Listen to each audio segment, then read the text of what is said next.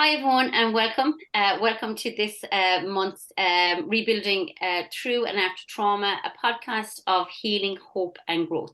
So today, super excited this month as I have Kevin Quinn. And Kevin is a great friend of mine. We met way back when, years and years ago when we were young and bold. And we came in and out of each other's lives, in that transition. And then we met again in Craigana. And here we are on a similar journey of healing, which is and helping and inspiring others to do the same. So welcome, Kevin. Thanks very much, Sharon. Thanks for having me. No worries, no worries. So listen, tell us a little bit about you. Tell us a little bit about your journey. And because I know a lot of people will be very, very interested and you're doing great work. So tell us a little bit about you and what you're doing at this time. Yeah, so I suppose I started off, I was working, when you met me in Craigana, I was working in the engineering department, working away. And then in 2020, I got diagnosed, I started having some problems and I got diagnosed with a very rare aggressive cancer called urachal cancer. Okay. So urachal cancer, there's about 350 cases in the world that is documented. There's no survivors past 2 years with my staging. Wow. And I'm struggling to find any survivor from the cancer. I've looked in the Asian, Australian, European, and American medical journals, and I can't find any survivors for my cancer. Wow. So I had an operation. I was having problems with my bladder, and they went in with a camera and they saw a cyst at the top of my bladder. So they took a sample of that cyst, and when they took the sample, it was non-cancerous. Okay. But they advised me to go in and take it out in case it would turn cancerous. And I said, yeah, it's better probably to take it out. So I had my belly button, a little bit of my abdomen wall, and half of my bladder taken out. And 6 weeks after the surgery, I was told that I had cancer and that they had left cancer behind. Okay, wow. Okay. I started chemotherapy. I had a few rounds of chemotherapy because I didn't really know much about cancer. I didn't know much about the human body, and of course, you're in a shock state. You know, you're not. Absolutely, yeah. You're kind of just listening to what you're told, and you're kind of like a deer in headlights. So I did a few rounds of chemotherapy. And then I got in touch with MD Anderson, the big cancer hospital in the United States that had the most cases of this cancer. People would fly from all over the world into this cancer hospital for treatment for this. Okay, so you were researching while you were going through the chemo? Yeah. I was trying to get as much knowledge because I kind of knew there was better ways of tackling it than chemotherapy, but I hadn't dealt with anything, and everything was just so fast that I just didn't have the time. Yeah, absolutely. And of course, again, because we talk about emotions all the time, me and you as well, and it's that shock and it's that trauma, and you're spiraled into the chaos of it all as well, and the fear. So of course, yeah. Mm-hmm. Touching on fear, it got so bad, Sharon, that when I looked up Google and I'd look up the cancer, I actually looked at euthanasia in Switzerland. Oh, and I said to my wife, I said, let's go for 6 or 12 weeks of a holiday around the world. And when I come back, let's go to Switzerland. Wow. That's how bad the diagnosis was on Google. Okay. And then there was another day I got up out of bed and I looked out the window and I just went straight back to bed. Okay. I didn't get up for 24 hours. And something just switched. I started doing research, and then I got on to MD Anderson, that hospital, and I got on to the main consultant. And he basically told me, there's no hope. He said, you're against the beast. We're on our first clinical trial. Nothing has showed any success at all, not even weeks. So he said, my only advice to you is try and get your own body working properly and hope to God that you can fight this off. Okay, wow. So then that led me to doing a whole lot of more research, 12, 14-hour days. My wife was ready to kill me. I was in the books and I'm trying to get the conventional medicine done. And I got And on to was it a spark that, like, let's say that he said, get your body into that way, that, into the best way possible. That's, that kind of says, I'm going to really like dig deep into this. Yeah. Yeah. Yeah. Well, that was the real, I was kind of getting my diet right, but that was the real kind of, I suppose, push I needed when he told me what he Yeah. told me. And he told me my prognosis, that I just said, okay, I can either fold up here now and just give in, or I can fight this with everything that I have. I looked at my family and I said, you won't be without me. And I'm still quite emotional about that, Sharon, but Yeah, absolutely. Yeah. Yeah. so then I got on to 20 of the top biomedical doctors in the world, um, from Israel to Dr. Steinman in Hamburg in Germany, Dr. Odemeyer in Switzerland, Dr. Kallenbaut in Just London. emailing them and writing to them, is it? Just getting in touch with them and asking them to Yeah. do a 2-hour Zoom call with me, Wow. and Wow. sitting down for 2 hours about cancer and the human body, and how they thought chronic disease worked. Then I did my own research, and then I started studying as a cellular health and gene expression coach, nutrition and lifestyle coach, continuing my studies then in biomedical medicine. I flew over to Nevada to train on ozone therapy, to Wow. become an ozone practitioner for myself. I opened up a little clinic room in my house with the help of my parish, where I have activated oxygen, PMF magnetic therapy, PBM, ozone hypothermia, and a whole lot of other stuff. We might talk a little bit about that. Is that, what you brought over here to Ireland, is that everything that you needed for your treatment Yeah, I suppose and more? it wouldn't be everything, Sharon, Okay. because my view on it is, like, we don't have a lot in Ireland as regards, these kind of treatments. And the likes of Switzerland and Germany and these other places are way ahead of us. Okay. Um, but for me, it was the stuff that I could afford. It was the Okay. stuff that I could do myself. And it was, I suppose, the stuff that when I researched, it had the most, it had the most science behind it, and Yeah. it had my, I believed in it. Yeah. So um, I chose to put them into the room, and every evening for 3 years, 2 hours every evening, I went into that room. I told my wife at one stage, if something does happen, and it doesn't work out for me, that I want my coffin in that room, because that room was my healing space. That room it was a place of comfort for me as well, Yeah. to get over what I was tackling. Yeah. So there's a lot of healing in there, not just obviously on the physical, but also again on the mental and the emotional aspect of it as well, while you were in there treating yourself. Yeah, once I'd open that door, I'd feel it. I'd feel the energy in there. Wow. And I do a shaking meditation. A guy called Ratis Bagus in Bali does shaking meditation, healing and Okay. stuff. So I took that on board, and I did that every evening as well. I did breathing exercises. I really did. I diagnosed the body then. I checked my saliva for hormone function, for adrenals. I checked for candida, checked underneath the microscope live bloods to check my blood plasma and how my blood was doing, because my view on it is your blood is your fuel. And we're just like a car, your blood is your fuel, and your engine, is your organs.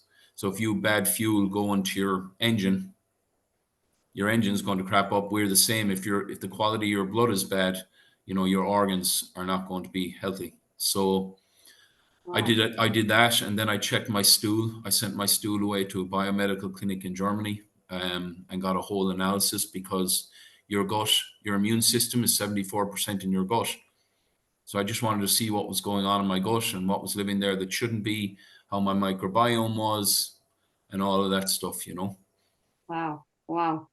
And yeah, just amazing. And I know you do work with people now. So again, I know you don't diagnose. I know you don't, say about curing anybody, but you do work with people right now. So can you give us just a little bit of a, kind of what you would work with people, and not ailments if you don't want to talk about that, but again, you check bloods. Do you do the stools with people? Yeah, The gut? so what we do is I work along with conventional medicine mainly. Yeah, People that are having problems with all kinds of chronic disease, and it's just an extra layer, Sharon. yeah. It's stuff that I suppose it's root cause medicine. So I suppose, for example, if somebody has a problem with their thyroid, it might not be the thyroid. It might be, your adrenal glands that are fatigued, or it might be something living in the body that shouldn't be, that's causing havoc on, like, Epstein-Barr virus or one of these. So it's basically just doing a little bit deeper diagnosis and working along with your GP's blood work as well. You get a great picture then between the two, a better picture of what's going on inside the body. I actually just send people to, I don't do the live bloods yet. I'm getting trained up in that, but I have somebody who does the live bloods. And then there's a biomedical clinic in Germany that does the saliva and the stool.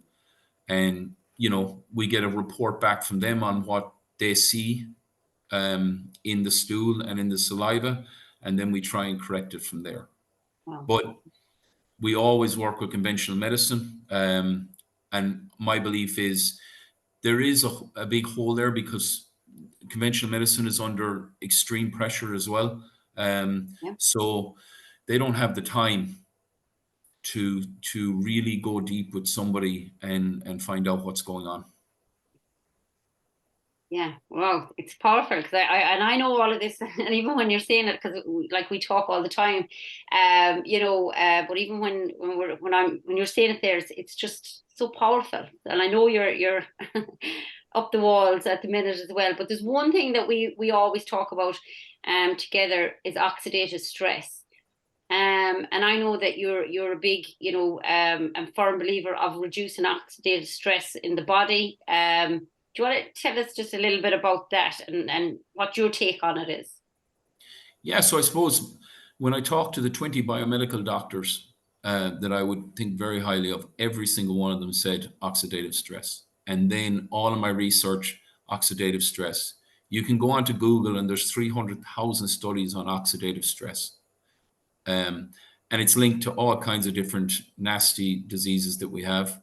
There's Mm-hmm. 274 different diseases that we have right now, and it's linked heavily linked to nearly every single one of those. So for me, it was a no-brainer to reduce the oxidative stress. What is oxidative stress? Oxidative stress, chronic disease or chronic stress, sorry.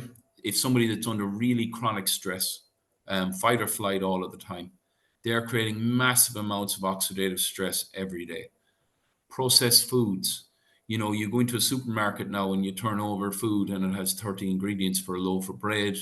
There's so much processing in our foods now. The Wi-Fi that surrounds us, Mm-hmm. the pollutants I think I was looking at a study there, and a lady, when she goes into the bathroom in the morning, she has over, I think, 1,000 chemicals on her before she leaves that bathroom, between all the face products and everything that you use.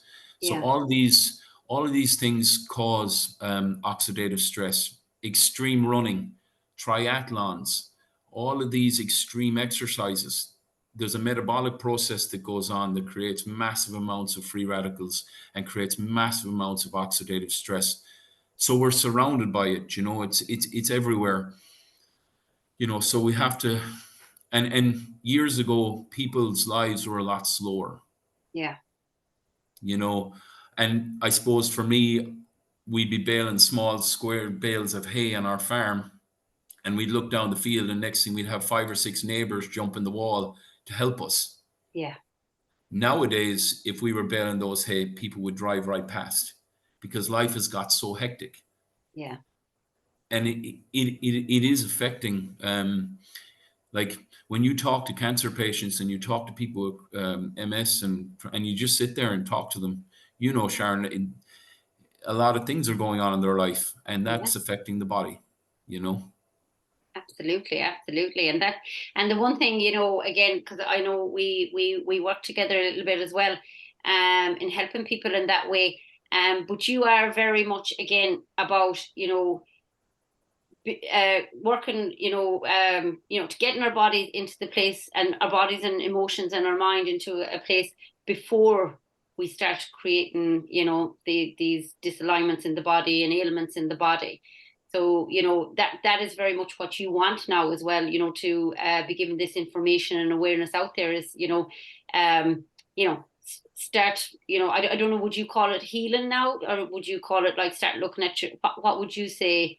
That you like, I would say for me, it's like, that we need to heal, we need to start taking care of ourselves. We need to, self-care is huge. So for me, it'd be about healing. Is that the same thing you would say? Yeah, and I suppose the biggest thing, again, like when you're dealing with chronic disease, I always draw a circle on a piece of paper and I put arrows out from it. And I suppose this is, you have nutrition, you have the mind, which in my opinion is probably the most important thing. Treatments, diagnostics. So you have different arrows coming out from the circle. And the mind is extremely important, because I suppose I was helping a lady one time and she came in and she started throwing the stuff out of her bag and she was like, "Oh, I forgot to take my supplements this morning." And she got so angry with herself. And I said, Yeah, "Let's go for a cup of tea." And she just looked at me and we sat outside and I said, "Do you see how angry you got with yourself for 10 or 15 minutes? The amount of oxidative stress that you built up in them 10 or 15 minutes has negated really any work you'll do today, um, with me or with anybody." So it's yeah, very important that we, in just my, I suppose my view on it is the mind is hugely important. Before you look at anything, you have to have your mind right. You have to have that switch, the parasympathetic sympathetic switch. You have to have the healing stage in the body working. yeah, yeah. Because we talked about Um, that before. We talked about that before based on a trigger. That somebody was healing really well, and then a trigger from the past kind of came up, and the oxidative stress had risen because you were checking the bloods. But again, it was something that person was triggered into. So even though the body was healing, because taking the right supplements and taking, nutrition and stuff like that, but yet the emotions and the mind hadn't been worked on. So it was triggered back in, and the oxidative stress, you could see from your records that the oxidative stress was like, and that person hadn't even associated it with, actually that's what it was. It was a trigger. So that's huge, isn't it? yeah, and going back to that, you'll see people that'll be doing brilliantly, you know, in a lot of pain, and then they've been doing, great, and then all of a sudden, "Oh my God, I've such pain again." And I'd say, "Okay, what happened in the last 3 weeks?" And when Yeah, you dig into it, they had a fight with their sister, and now their sister has turned the family against them, or some situation there switched on that switch, and now all of a sudden, it's back to square one again back because in the the pain oxidative body. stress builds up again. So it's huge. It's huge. The mind is huge. Nutrition is huge. Diagnostics is huge, and treatments are huge. But at the very start, the mind, Yeah. like, is hugely important. If you don't get that right, you're not. You're. It's like rowing a boat up a river against the current. You Yeah. know. And I think sometimes, I suppose when we look at being diagnosed with something, sometimes, we can, two ways we can change. One is an emotional impact. Some people will just get a diagnosis and say, "That's it, I'm changing." And that's very hard, because usually it has to come through something that's like, unfortunately life or death, or, in a survival thing. And the only other way is constant spaced repetition. What are we doing every day that's going to create these changes in our life? Are they positive or are they negative? And we still all have those kind of old habits and old behaviors. So we can go on, a health buzz, or we can go on this thing, but if we're not, again, as they're saying, if we're not healing the mind or working on the mind, and working on the emotions, we can be triggered back into those old pathological emotions. Again, any of the anger, the guilt, the shame, the sadness, and the fear, and all of these things that come up. But I do know, Kevin, because I have used, there is a supplement that you do use and you have great faith in. And I actually use the probiotic of that. And because, again, you talk about candida there in the body, which a lot of us unknown, have it anyways. But I took the probiotic of that, the supplement, and it was just absolutely amazing. So just tell us again, it's not about a diagnosis. It's not about, any of these things, there's a disclaimer. But it is something that you have. And as I say, I've used the probiotic of it, but you have used, and that you do find them on your own journey. And you've seen, I've seen some of the results as well from people who have giving you feedback on them.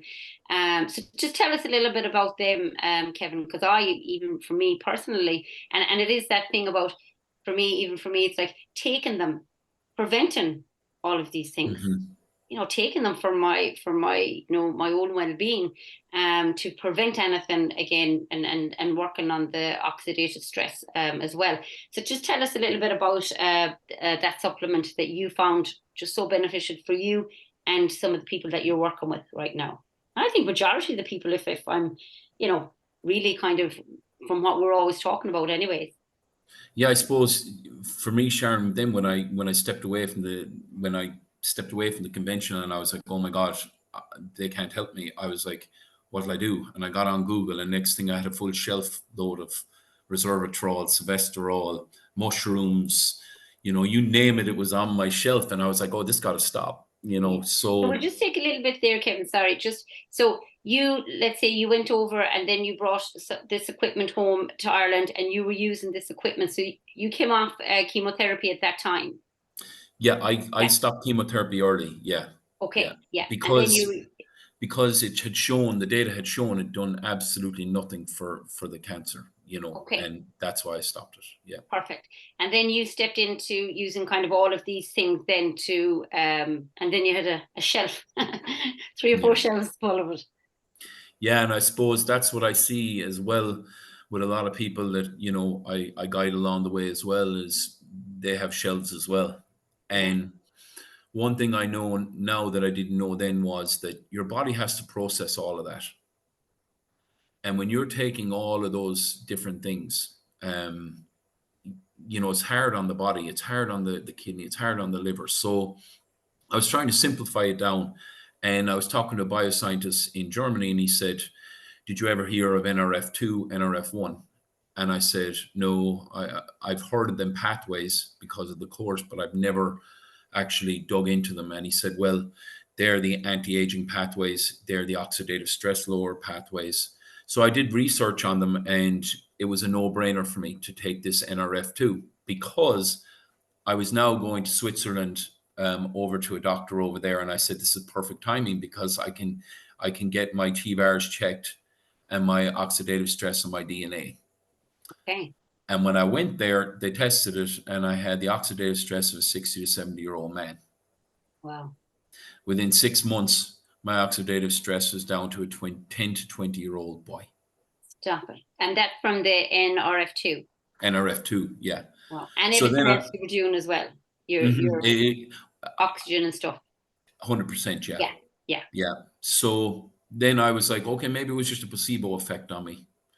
So then there was other people that were heading to other clinics, because that's what we do. Any cancer patients that can't get the right treatment here and are able to go abroad. There's a guy in England that I work with, and he kind of guides them through the biomedical clinics and which are the best ones in Europe, and we guide people to them clinics. So some people were going, and we said they wanted to do the NRF2. Well, test your T-bars and see. Everybody had a reduction between 35 and 70% reduction in oxidative stress. Wow. So to me, I was like, this is great. I can use food, I can use meditation, I can use all this stuff, I can use the hypnotherapy, I can use everything, plus I can have this tablet to make sure the oxidative stress is lowering while you're getting that switch working properly. So yeah, that's what we're seeing, Sharon. And then other people are taking it now, and you've seen yourself. I love the company because they're not a supplement company. Supplementing something means you're giving the body something it doesn't have. Okay. Yes. What this company is this company is an activation company. So they activate your own body to make more of your own body's chemicals. Wow. And I suppose the easiest way to explain it is, when we were in Celestia, we'd be going out 3 or 4 nights a week, Never, never. and we'd be out till 3 in the morning. We'd get up at 6 or 7 to go to work. You'd be able to do that. Yeah. But if you try that now, I could do it maybe one night, and you wouldn't be able to do it again. Why is that? Because your good enzymes in your body keep going until you're 25. They produce massive amounts of glutathione, catalase, superoxidase, dismutase, massive amounts of them enzymes. And when you hit 25, them enzyme levels drop off, the collagen, everything, and the oxidative stress builds up. Okay. So this is why the NRF2 is so powerful, because if you take that, it brings them glutathione. It's scientifically proven to bring glutathione back by 300%. So now you're producing those chemicals again like you were in your teen and your early 20s. And people are seeing it in their nails. They're seeing funny things happen on the outside, but imagine what's happening on the inside. Yeah.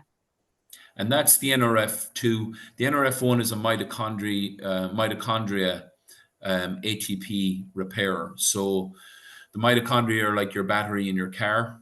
It repairs and rejuvenates the mitochondria so that your body can produce ATP, which is energy. Okay. So that's more for energy then. That's more for energy and repairing the body so the body can produce ATP, which, if our body wasn't producing ATP, we'd die. Okay. And then the probiotic that you were talking about, Sharon, that is an That was amazing. activation probiotic. So that has beta glucane in it. So what that does is it activates your immune system in your gut, along with getting your good bacteria over your bad. Because when some people have gut issues, it's because the bad bacteria outweighs the good in the gut.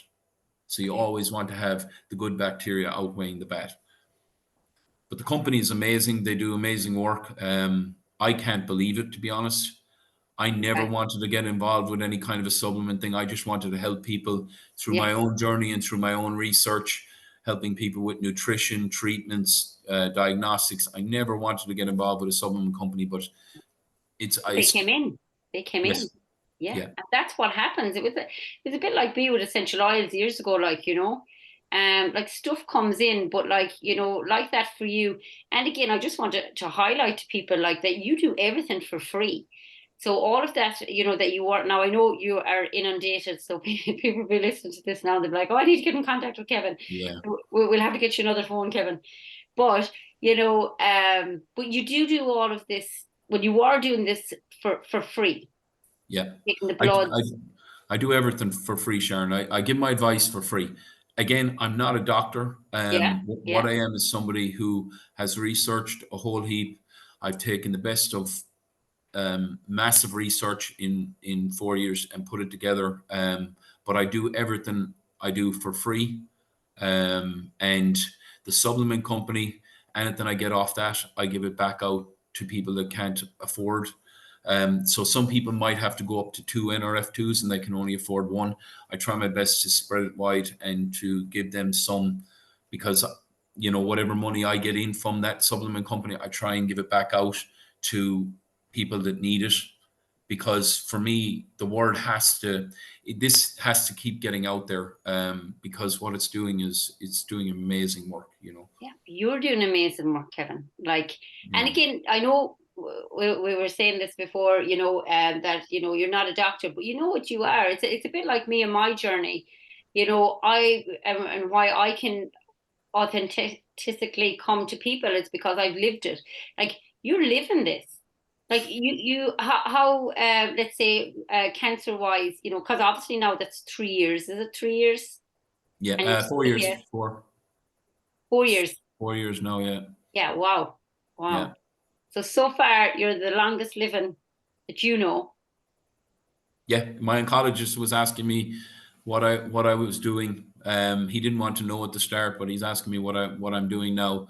My GP is impressed. Like, and it's just it's helping people, and it's opening that door to going to helping people along with conventional medicine to getting the best results possible for people. Yeah. And I'm all about helping people and all about helping people through bad situations as well mentally, as regards, somebody will ring and I'll be like, no, this isn't the end for you, because Sharon, I looked up euthanasia in Switzerland. Yeah. Yeah. I never want anybody to be in that position Yeah. ever. And That's I my think goal. that's where it comes, and it just shines from you, Kevin, like, just that wanting to help. And again, because you've been there, you lived it. So all of these things that you are promoting and like anything that you are doing for the people in your room, is all something that you have done. And you give people the opportunity of life, of living their best life, and again, like you say, like nobody ever wants to have that thought. Nobody ever wants to have to try and make that decision. And that's what you're doing now is to help, so many people. Now, I know you are doing some free talks. Mhm. Are you going to continue those in 2024? Do you know, or are you just completely busy now? No, I'm going to continue till, you know, because Forever, forever. it has to get out there, Sharon. Yeah, Just alone when I took ownership of my own health, I can't tell you the transformation that it made for me when I didn't have, when I wasn't somebody else's. When I said, "Hold on, I'm me. I make the decisions for myself, and I'm going to do it this way." yeah, And I think that's what turned the corner for me as well. So look, it doesn't cost anything to talk to people, and I always love to get groups of people together and talk about, the mind, nutrition, all of this stuff, because it needs to get out there, and people need to know that there is more options, and there is a lot of stuff you can do that isn't even thought about. um and it's powerful. yeah. And there's so much that we can do for ourselves, as well. And I do want to highlight that because you're very passionate about, you know, getting people to understand or to know, given that awareness, like that they like we can do these things now before any of these ailments or any of these things come into our lives. Like we can reduce that oxidative stress now, whereas down the road that we don't have to be going in, like entering into those kind of ailments. Yeah, and that's key. Yeah, That's what we're trying to do. We're trying to get people to take ownership of their own health, so that they're not put in a position of chronic disease, like that they can monitor and help themselves to ward off all of these nasty things that are going on. And there's a lot of stuff you can do. You're doing amazing work over there, by the way, in look at. Captain Right. And that's what I love about you as well, is because again, everything in your journey, and going to Switzerland and all of these places and bringing home all of this stuff, and still you know knowing that you're not a doctor. But again, even for that, like, the people that that you're sending my way, and that I'm helping through the emotional and the mental, that's what I love about you, is that you know you see all aspects. You see the person holistically. You see the person, not just with the ailment. You're sending them other places as well, to say, okay, work on this. So you just see it. You have that, amazing ability just to. I know obviously there's the love and the grow there for wanting people to be aware of this, but there's just something else about you, Kevin. Well, it's just sitting down people's lives are complicated, and finding out what's going on, and doing the right stuff. And there's, I always said that I would give up if I knew it all. I'll never know it all. I'll No. always be willing to open up. I'll always be willing to listen. Any new research, I'm up to the newest research in the conventional side and the biomedical side. And the work that you do with the mind, Sharon, I wouldn't be able to do that. I can tell that somebody needs it, Yeah. but that's why I send people away, because I'm not able to do that. You're a specialist in that area, and I like that. I like to be able to say, well, okay, somebody does the live bloods, you help with the mind situation, and then there's one of the most powerful things for me when I got sick was I had a team around me. Yeah. And I don't mean my oncologist. I mean, I had a massage therapist. I had, I had the hypnotherapy. I had the live blood analysis, and I still call them my team. Yeah. Yeah. And my God, is that powerful Yeah. It to is. have a team around you, and that's where we need to, all work together, and it's powerful. Yeah.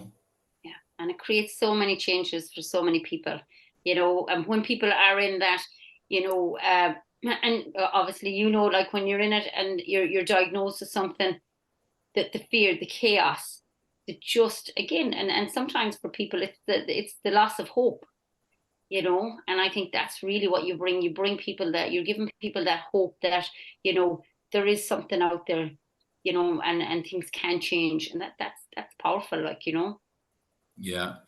And I can tell you, like, one doctor in Switzerland, he said to me, he said, "You're going to make it." And I said, "How do you know?" And he said, "I know by your mindset." And that stuck in my mind.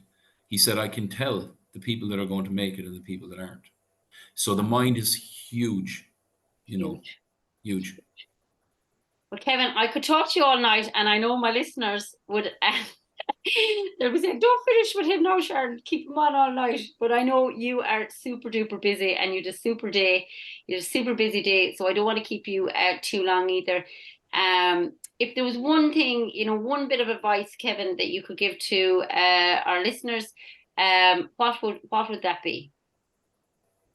One, I know let me you've given see. loads. I know you've given loads there. I suppose the big thing is take ownership for your own health. Yeah. Don't leave your health in somebody else's hands. You take ownership for yourself, and you make decisions for yourself. Um, I think that would be probably the biggest thing that I would have to say. Of course, there's a lot of other stuff, but Yeah, yeah. But getting control of your own health. Don't leave it up to a GP when you have a pain in your back. Because I just had a lady from Limerick that was 29 years old, had a 2-month-old child, and left it until she got a pain in her back, and now she has stage 4 cancer. Don't leave it, just don't leave it to GPs. Try and be proactive about your own health. Look after your own body. yeah, Eat the right food. Keep your mind right. Do talk to hypnotherapists. Do your sessions to keep the mind right. Eat the right food, and keep your body running right. That's I yeah. suppose, my biggest advice. And I would say reach out as well, reach Mhm. out to, like, because I know sometimes, we go down one road, but it's to reach out, and to try new things as well, to again reach out to people that you might think, God, like a bit like that with hypnotherapy and with energy work and stuff. Some people might think, God, I don't know, would that help me? But if it reduces oxidative stress, if we get a wellness plan to do at home, all of these things are just so powerful. So Yeah. Kevin, I'll tell you, it's definitely a pleasure. It always has been, even from day dot, when all the nights out. But we don't regret any of those, Kevin. We don't regret any of those. No, no, no, No, no. we had fun. But again, look at. I know I'll be on the journey with you anyways, but I know everybody will wish you so much wellness on your journey. And I know that once this airs, that people are going to you are an inspiration to me. But I know that you're going to be an inspiration to so many more people out there. And we haven't even told them where you are. So you are in County Galway. We will give the direct place, but so he is here in County Galway. And